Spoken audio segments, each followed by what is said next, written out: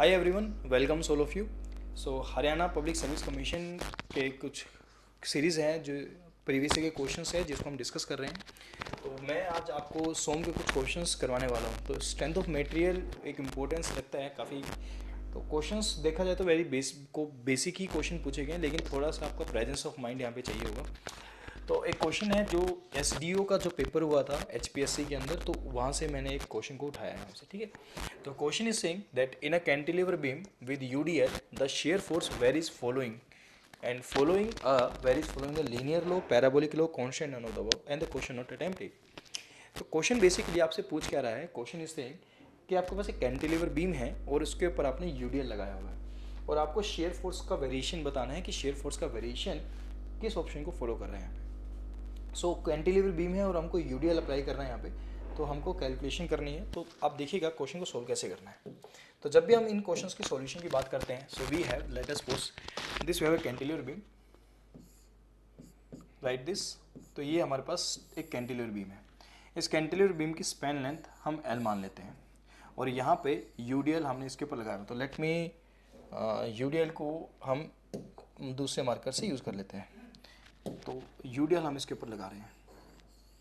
This cantilever beam subjected to the UDL over the whole span, and this point, I am saying this point is A point, so इसको हम A point बोल देते हैं, this A end fixed end, and इसको हम free end को बोल देंगे B point। और ये UDL जो लगा हुआ है, let's suppose W किलोमीटर पर मीटर, W किलोमीटर पर मीटर का लगा हुआ है। और आपको कैलकुलेशन जो करना है यहाँ पे, आपको फाइंड आउट करना है कि इसमें जो शेयर फोर्स डायग्राम जब आप बनाएंगे तो शेयर फोर्स का वेरिएशन कैसा निकल कर आता है। तो ये हमसे क्वेश्चन में पूछा गया है। तो आप देखिएगा, सबसे पहले आप करते क्या हैं, जब भी क्वेश्चन ऐसे आएंगे तो सबसे पहले हम रिएक्शंस को डिटरमाइन करते हैं। What is the reactions, what will the reactions due to the given load. तो रिएक्शंस की जब हम बात करते हैं स्टूडेंट्स, तो ये जो कैंटिलीवर बीम है, तो कैंटिलीवर बीम में तीन रिएक्शन, फिक्स बीम है, फिक्स पॉइंट है, फिक्स पॉइंट पे तीन रिएक्शन आएंगी, फिक्स पॉइंट पे तीन रिएक्शन आएंगी। तो एक रिएक्शन यहाँ पे, क्योंकि हम एनालिसिस टू डायमेंशन में कर रहे हैं, तो जब हम एनालिसिस टू डायमेंशन में करते हैं तो फिक्स पॉइंट पे तीन रिएक्शन आती है। तो यहाँ पर हम बात करें तो एक रिएक्शन आएगी आपकी वर्टिकल, एक रिएक्शन आपकी वर्टिकल हो जाएगी, एक रिएक्शन आपकी हॉरिजॉन्टल हो जाएगी, और एक रिएक्शन होगी आपकी दिस अगेंस्ट दी रोटेशन। तो दिस वर्टिकल रिएक्शन इसको हमने वी ए बोल दिया, एक हॉरिजॉन्टल रिएक्शन को एच ए बोल दिया, और ये जो मोमेंट आएगा इसको हमने नाम दे दिया एम ए। तो तीन रिएक्शन यहाँ पे देखने को मिलेगी। There are three reactions. Now equilibrium equations लगाइएगा क्योंकि बॉडी इक्विलिब्रियम में है। नाउ आपको एक कॉन्सेप्ट और यहाँ पे बता देता हूँ। बेसिकली जब हम स्ट्रेंथ ऑफ मटेरियल स्टडी करते हैं या स्ट्रक्चरल थ्योरी ऑफ स्ट्रक्चर पढ़ते हैं या आरसीसी आप स्टडी करते हैं, डिजाइन ऑफ स्टील स्ट्रक्चर आप स्टडी करते हैं, तो स्ट्रक्चरल इंजीनियरिंग के अंदर ये बेसिक कॉन्सेप्ट्स आते हैं। तो स्ट्रक्चरल इंजीनियरिंग की जब हम बात करते हैं तो पूरे स्ट्रक्चरल इंजीनियरिंग को दो पार्ट्स में बेसिकली डिवाइड किया गया है, जिसमें आपका एक पोर्शन रहता है एनालिसिस का और एक पोर्शन आपका रहता है डिजाइनिंग का।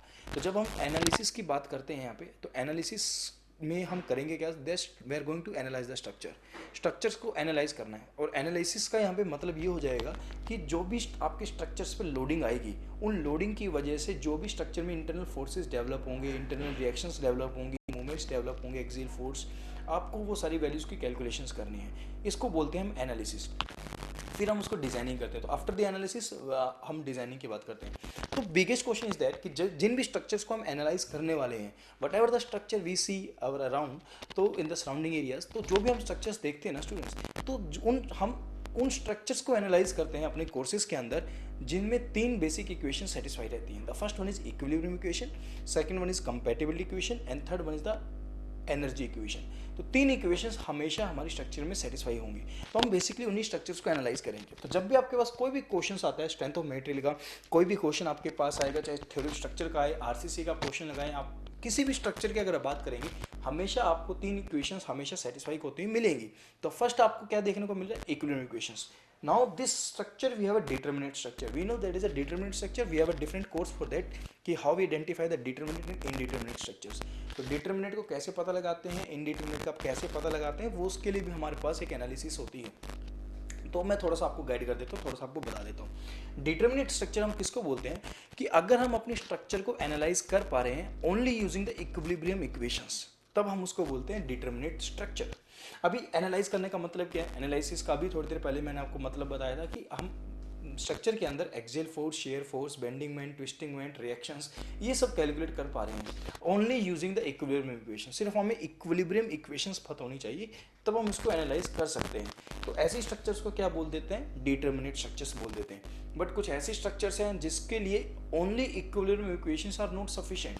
तो सिर्फ इक्विलिब्रियम इक्वेशन से काम नहीं चलेगा, आपको उसके अलावा भी इक्वेशंस चाहिए होंगी उस स्ट्रक्चर्स को एनालाइज करने के लिए, तब हम उसको बोलते हैं इनडिटर्मिनेट स्ट्रक्चर। अभी थोड़ा सा समझ आ रहा होगा, थोड़ा सा ही इसके बारे में समझ नहीं आ रहा होगा, कोई बात नहीं, मैं आपको एक वीडियो बनाऊंगा इसके ऊपर भी, आपको एक स्पेशली इस टॉपिक के ऊपर मैं एक वीडियो बताऊंगा एक कि how we differentiate the determinate structure और इनडिटर्मिनेट स्ट्रक्चर।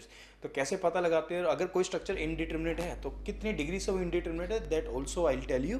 तो एक अलग से मैं एक इसके लिए वीडियो बनाऊंगा। तो अभी ये क्वेश्चंस के लिए हमारे पास एक वीडियो है, तो मैं थोड़ा इसी के ऊपर अपने ऊपर आता हूँ। तो अब हम यहाँ पे क्या करेंगे, इक्विलिब्रियम इक्वेशंस को सोल्व करेंगे। इक्विलिब्रियम इक्वेशंस लगाएंगे 2 डायमेंशन में। हमारे पास इक्विलिब्रियम इक्वेशंस होती है 3, sigma F X equal to 0, और दिस डायरेक्शन को हम पॉजिटिव मान लेंगे, दिस डायरेक्शन को नेगेटिव, और एक हो गया हमारे पास sigma F Y equal to 0, upward को हम पॉजिटिव मान लेंगे तो डाउनवर्ड को हम नेगेटिव, और एक हो गया हमारे पास sigma M A equal to 0। इसमें हम क्लॉकवाइज को पॉजिटिव मानते हैं, एंटी क्लॉकवाइज मूवमेंट को नेगेटिव लेकर चलते हैं। तो ये हमारे पास बेसिकली एक इक्विलिब्रियम इक्वेशंस है।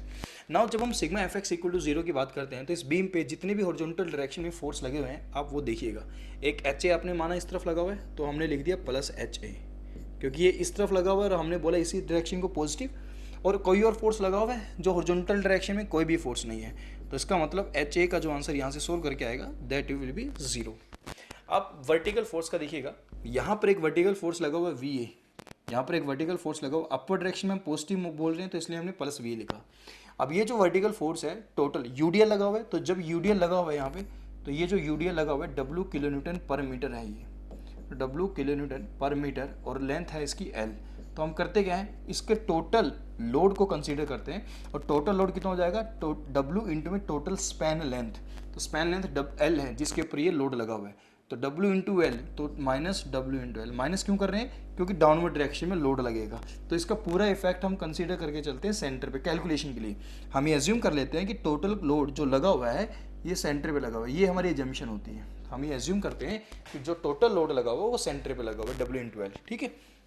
तो ये W L is equal to 0, तो यहाँ से आपको वी ए का आंसर आ जाएगा W इंटू एल।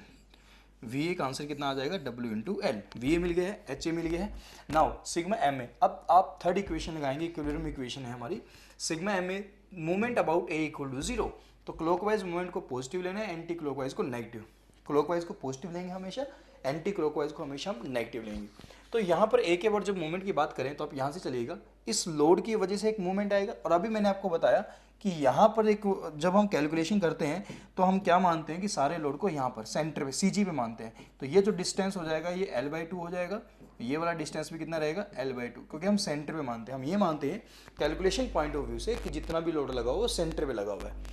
तो ये सारा का सारा जो लोड था वो W इंटू एल था। लोड जो था तुम्हारे पास W इंटू एल लोड है, और ये जो W इंटू एल का लोड लगा हुआ है आपने कहाँ माना हुआ है, सेंटर पे माना हुआ है, W इंटू एल का लोड।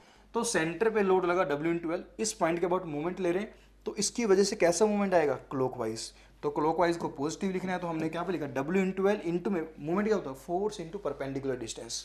तो W इंटू एल जो लोड लगा हुआ है मल्टीप्लाई डिस्टेंस कितना हो जाएगा, L/2, डिस्टेंस कितना हो जाएगा, L/2, तो plus W into L force into perpendicular distance. फिर आपने ए पॉइंट पे मूवमेंट कंसीडर किया हुआ है एंटी क्लॉकवाइज, तो आप यहाँ पे एंटी क्लॉकवाइज को माइनस लिख देंगे, minus MA is equal to 0। So यहाँ से आपको MA का आंसर आ जाएगा WL² डिवाइडेड बाई 2। तो यहाँ से आपको M² का आंसर आ गया WL² बाई 2। तो आपने यहाँ पे क्या कर दिया, कैलकुलेशन कर दिया रिएक्शंस की। अब ना ध्यान दीजिएगा, अब जब आप वेरी इजीली यहाँ पे रिएक्शंस कैलकुलेट कर दे रहे हैं, VA आपने निकाल दिया है, आपने MA की वैल्यू भी कैलकुलेट कर दी है, तो वेरी इजीली आपने रिएक्शंस को कैलकुलेट कर लिया है।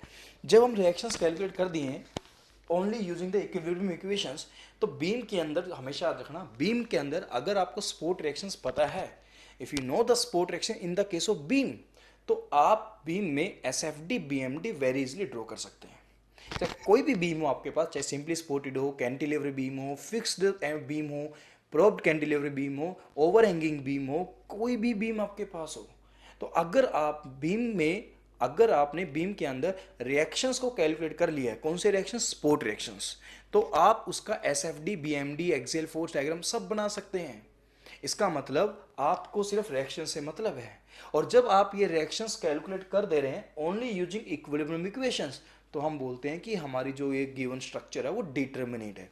तो आपने रिएक्शंस कैलकुलेट कर दिए हैं और रिएक्शन कैलकुलेट करने के लिए सिर्फ ये इक्विलिब्रियम इक्वेशंस की ही नीड हुई है हमें, तो हम बोल देंगे ये हमारी डिटर्मिनेट स्ट्रक्चर है। तो this is the determinate structure. ठीक है, अब देखिएगा, अब क्या करना है, हमको एसएफडी ड्रॉ करना है। तो मैं करता क्या हूँ, मैं सेम डायग्राम को थोड़ा दोबारा बनाता हूँ एसएफडी ड्रॉ करने के लिए, ताकि हमें कॉन्सेप्ट क्लियर हो जाए। और इसके ऊपर हमने लोड लगाया हुआ है,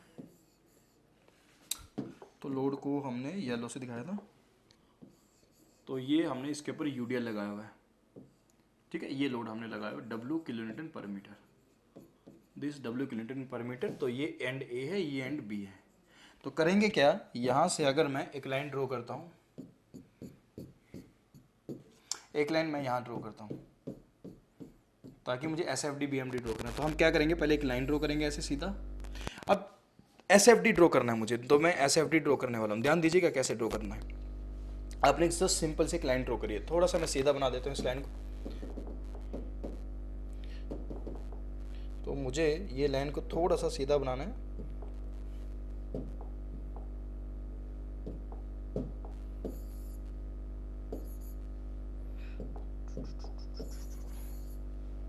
नाउ तो मुझे इस लाइन को सीधा बना देता हूँ मैं थोड़ी। ठीक है, ध्यान दीजिएगा। Now better. अब देखिएगा, अब मुझे एसएफडी ड्रॉ करना है। तो एसएफडी ड्रॉ करने के लिए सबसे पहले आपको पता होना चाहिए क्रिटिकल पॉइंट्स।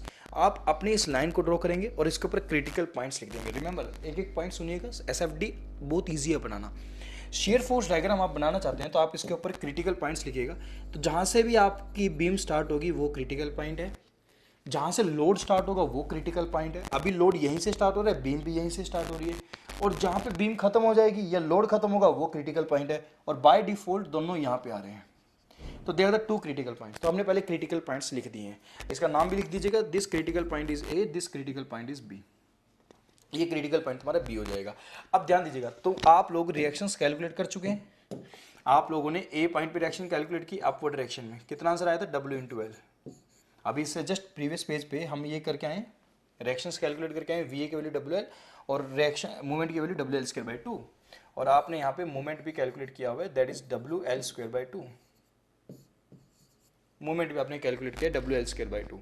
अब एसएफडी कैसे ड्रॉ करना है, तो यहाँ से आप देखिएगा, जब भी आप एसएफडी ड्रॉ करेंगे तो एसएफडी ड्रॉ करने के लिए आप करेंगे क्या, ए पॉइंट से चलिएगा, ए पॉइंट से चलिएगा इस तरफ। जब आप ए पॉइंट से इस तरफ चलेंगे, लेफ्ट टू राइट की तरफ चलेंगे, तो फोर्स देखिएगा, ये फोर्स ए पॉइंट पे खड़े हैं आप, ए पॉइंट पे फोर्स ऊपर की तरफ लगा हुआ है।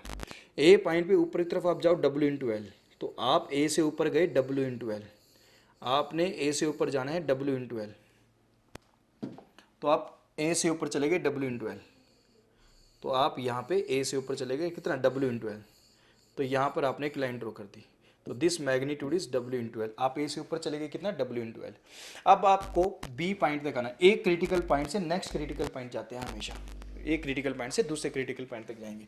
अब आपको बी पॉइंट पे आना है, तो बी पॉइंट पे आपको पता करना है कि आपकी जो लाइन है वो कैसे, बी पे शेयर फोर्स कितना, पहले चेक करते हैं। तो just we have to check the shear force at the point B. तो बी पॉइंट पे जब हम शेयर फोर्स निकालेंगे माय डियर स्टूडेंट्स, तो देखिएगा शेयर फोर्स के लिए सेक्शन बी, जहाँ पर भी जिस भी जगह पे सेक्शन, जिस भी जगह पे शेयर फोर्स फाइंड आउट करना है, जस्ट कट द सेक्शन। आप सेक्शन कट कर लीजिएगा, और आपने यहाँ पर एक सेक्शन कट कर लिया इधर, तो आपने यहाँ पे बी पॉइंट पे सेक्शन कट किया है, तो this is the section B. तो यहाँ पर आपने x सेक्शन कट कर दिया है at a distance x, at a distance x। तो ये सेक्शन आप यहाँ बना रहे हैं, और आपने यहाँ पे सेक्शन कट किया है बी पॉइंट पे एट अ डिस्टेंस x, और ये लोड यहाँ लगा हुआ था, और एक ये यहाँ पे एक रिएक्शन लगी हुई थी, दिस रिएक्शन इज WL। सिर्फ ट्रांसवर्स लोड दिखाएंगे हम, मोमेंट की रिक्वायरमेंट नहीं है यहाँ पे। अब आपको शेयर फोर्स फाइंड आउट करना है बी पॉइंट पे, तो जब आप शेयर फोर्स फाइंड आउट करेंगे बी पॉइंट के ऊपर, तो आपने सेक्शन कट किया। नाउ जब भी अपवर्ड फोर्स होगा, अपवर्ड फोर्स को पॉजिटिव लेंगे, डाउनवर्ड फोर्स को नेगेटिव लेंगे। कब, जब आप लेफ्ट से राइट की तरफ जा रहे हैं, जब आप लेफ्ट से राइट की तरफ जा रहे हैं, तो हम यहाँ पे लेफ्ट से राइट की तरफ जा रहे हैं, तो अपवर्ड फोर्स पॉजिटिव होगा, डाउनवर्ड फोर्स नेगेटिव होगा। जब आप राइट से लेफ्ट की तरफ आएंगे तो साइन कन्वेंशन चेंज हो जाएंगे, तो अपवर्ड नेगेटिव हो जाएगा, फिर डाउनवर्ड पॉजिटिव हो जाएगा। तो अभी हम कहाँ जा रहे हैं, लेफ्ट से राइट की तरफ जा रहे हैं। तो इसलिए जब हम इस डायरेक्शन में मूव करेंगे हमेशा अपवर्ड को पॉजिटिव, डाउनवर्ड को नेगेटिव मानना है। तो अपवर्ड फोर्स कितना है, प्लस का WL, डाउनवर्ड फोर्स कितना है, माइनस का WL, क्योंकि x की वैल्यू L है ना, ये x की वैल्यू कितनी है, L स्पैन लेंथ, तो x is equals to L, तो x की वैल्यू L, तो WL माइनस का WL तो 0। तो B पॉइंट पे शेयर फोर्स कितना आएगा, 0 आएगा। तो the shear force at the point B is 0। तो जब B पॉइंट पे शेयर फोर्स 0 है, अब आपको इस पॉइंट से इस पॉइंट तक जाना है, तो बस आप इन दोनों पॉइंट को ज्वाइन कर दीजिएगा। जब आप इन दोनों पॉइंट को ज्वाइन करोगे तो दिस इज द डायग्राम, ये डायग्राम आएगा। तो ये डायग्राम कैसा आ रहा है देख लीजिएगा, दिस डायग्राम इज लीनियर। तो शेयर फोर्स डायग्राम कैसा बनेगा, लीनियर बनेगा। तो ये क्वेश्चन का आंसर आ जाएगा आपका SFD, शेयर फोर्स डायग्राम कैसा आएगा इसका, लीनियर आएगा। तो इस क्वेश्चन में अगर मुझे आंसर देना होगा तो मैं इस क्वेश्चन का आंसर क्या दे दूंगा, लीनियर। तो cantilever beam UDL the shear force varies with the linear 1 degree. इसका एक ट्रिक बताता हूँ आपको ट्रिक, क्योंकि पेपर में क्वेश्चन आएंगे तो ट्रिक से काम करते हैं, तो मैंने थोड़ा आपको डिटेल में चीज़ें बताई कि करना कैसे है। Now remember the trick to remember, just बस याद करने की ट्रिक है, आप ऐसे याद कर सकते हैं। There are the some tricks to remember. Tricks क्या हैं जिससे आप याद रखेंगे SFD BMD कैसा बनेगा। अगर लोड आपका 0 डिग्री है तो इसमें 1 डिग्री का इंक्रीमेंट होगा तो SFD आएगा, तो लोड SFD बनेगा 1 डिग्री, और SFD में 1 डिग्री का इंक्रीमेंट होगा तो BMD बनेगा, तो ये हो जाएगा 2 डिग्री। अगर लोड 0 डिग्री है बच्चे, तो अगर लोड कैसा है, 0 डिग्री है। अगर लोड आपका 1 डिग्री है तो SFD हो जाएगा 2 डिग्री, तो ये हो जाएगा 3 डिग्री। अब सर ये लोड कैसा है, सर ये अच्छा 0 डिग्री का मतलब, 0 डिग्री का मतलब ये like this is the 0 degree load. और ये कैसा हो जाएगा, लाइक ऐसे लोड भी कई बार आता है UVL, यूनिफॉर्मली वेरिंग लोड, तो ऐसे लोड को बोलते हैं 1 डिग्री लोड। ऐसे लोड को क्या बोलेंगे, 1 डिग्री लोड, तो ये 1 डिग्री लोड होगा। तो ये 1 डिग्री का एग्जाम्पल है, ये 0 डिग्री का एग्जाम्पल है, तो एक एक डिग्री आप बढ़ा देंगे। तो डायरेक्टली भी आप आंसर दे सकते थे, अगर आपको ये ट्रिक याद है तो आप यहाँ पे डायरेक्टली भी आंसर दे सकते थे। दिस कि कैंटिलीवर बीम है, बीम कैसे भी हो, cantilever beam UDL uniformly distributed load लगा हुआ, तो शेयर फोर्स कैसे वेरी करेगा, तो in that case shear force will very like this. तो शेयर फोर्स ऐसे वेरी करेगा आपका उस स्पैन में जहाँ तक आपका UDL लगा हुआ है या जहाँ तक आपका लोडिंग लगी हुई है, उस केस की हम बात कर रहे हैं, ठीक है। Now next question, a body is subjected to the normal tensile strength of 1200 MPa and one plane and 1200 MPa compressive on a plane normal to the former, the maximum shear stress is। देखिए maximum shear stress calculate करना है। तो question is saying कि आपका एक plane पे normal stress लगा हुआ है टेंसाइल, और एक प्लेन पे लगा हुआ है कंप्रेसिव टेंसाइल स्ट्रेस। तो यहाँ पर आपसे बोला गया है यहाँ पे कि आपके पास कुछ ऐसी सिचुएशन है, आपके पास कि ये आपका स्ट्रेस एलिमेंट है, this you have a stress element है। तो ये आपका एक स्ट्रेस एलिमेंट है, और इस स्ट्रेस एलिमेंट में, तो इस स्ट्रेस एलिमेंट की जब हम बात करते हैं तो यहां पर एक स्ट्रेस लगा हुआ है, इस डायरेक्शन में एक स्ट्रेस लगाया इन्होंने सिग्मा एक्स, और इस डायरेक्शन में एक स्ट्रेस लगा plane perpendicular to the former, तो इधर पैरेलल प्लेन है तो इधर भी सिग्मा एक्स आएगा। तो this is the condition, this is the condition, ठीक है। ये सिग्मा एक्स, ये सिग्मा एक्स, कह रहा है कि ये टेंसाइल है 1200 मेगा पास्कल, ये 1200 मेगा पास्कल है, और ये भी 1200 मेगा पास्कल है, दोनों वैल्यू सेम है, तो दोनों सिग्मा ही मान लेते हैं। तो इसको सिग्मा एक्स नहीं बोलते हैं जनरली, जो ऊपर आपने लिखा है इसको सिग्मा वाई बोलते हैं, इसको हम सिग्मा वाई बोल देंगे, this the sigma Y, but है दोनों ही सिग्मा, तो इसको भी मैंने सिग्मा मान लिया, इसको भी मैंने सिग्मा बोल दिया। तो एक स्ट्रेस एलिमेंट है और जिसके ऊपर दोनों डायरेक्शन में सिग्मा लगा हुआ, फर्क इतना है कि एक टेंसाइल दे दिया और एक कंप्रेसिव दे दिया, और मैक्सिमम सी स्ट्रेस बोल दिया। तो टाउ मैक्सिमम हमें पता है कि एक पॉइंट है, this is the principal, this is the point, और इस पॉइंट से इन्फाइनाइट प्लेन पास करते हैं। तो ये जो इन्फाइनाइट प्लेन यहाँ से पास करेंगे, दिस इन्फाइनाइट प्लेन जो यहाँ से पास करेंगे, हर एक प्लेन पे आपको क्या मिलेंगी, स्ट्रेसेस मिलेंगी, हर एक प्लेन पे आपको स्ट्रेसेस मिलेंगी। इनमें से कोई ऐसा प्लेन होगा जिसपे नॉर्मल स्ट्रेस की वैल्यू मैक्सिमम आएगी, that is known as the principal stress. इनमें से एक प्लेन ऐसा होगा जिसपे शियर स्ट्रेस की वैल्यू मैक्सिमम जाएगी, उसको बोलते हैं टाउ मैक्स प्लेन। तो हमको maximum shear stress find out करना है। तो मैक्सिमम शियर स्ट्रेस जो होगा बच्चे, एक फॉर्मूला आपके पास होता है सिग्मा P1 माइनस का सिग्मा P2/2। मैं ये वाला फॉर्मूला बता रहा हूँ क्योंकि अभी ये वाला फॉर्मूला ही हमारे यूज़ का आएगा, इसलिए मैं ये वाला फॉर्मूला बता रहा हूँ। This sigma P1 sigma P2 are the principal stresses. ये क्या होते हैं, प्रिंसिपल स्ट्रेसेस होते हैं।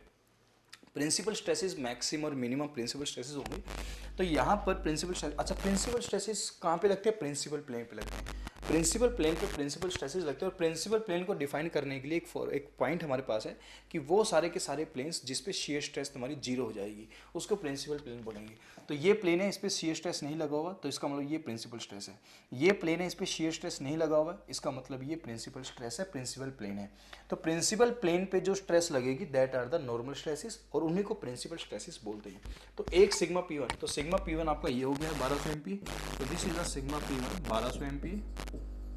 और sigma P2 that is compressive, तो इसलिए माइनस लगा देंगे। सिग्मा P2 को माइनस इसलिए लिखा क्योंकि कंप्रेसिव है, ये पॉजिटिव टेंसाइल है, this is the tensile, this is the compressive. तो सिग्मा P2 कंप्रेसिव है इसलिए माइनस लिखा है, सिग्मा P1 टेंसाइल है इसलिए पॉजिटिव लिखा है। तो सिग्मा P1 और सिग्मा P2 टाउ मैक्सिमम का फॉर्मूला क्या लग जाएगा? Sigma P1 minus sigma P2 by 2, तो सिग्मा माइनस सिग्मा, क्योंकि सिग्मा P2 कंप्रेसिव है, डिवाइडेड बाई 2। तो आंसर कितना आएगा सोल्व करके? सिग्मा। तो इसका मतलब maximum shear stress will be 1200 MPa। तो मैक्सिमम शियर स्ट्रेस जो निकल कर आएगी वो 1200 MPa निकल कर आएगी। This is the maximum shear stress. तो 1200 MPa, तो ये तुम्हारी मैक्सिमम शियर स्ट्रेस हो जाएगी। तो this is the maximum shear stress. तो क्वेश्चन क्या पूछ रहा है? ए बॉडी सब्जेक्टिव, तो maximum shear stress is 1200 MPa, तो option C will be there. ठीक है, क्वेश्चन समझ आया होगा। क्वेश्चन आसान है, कोई ज़्यादा मुश्किल नहीं है।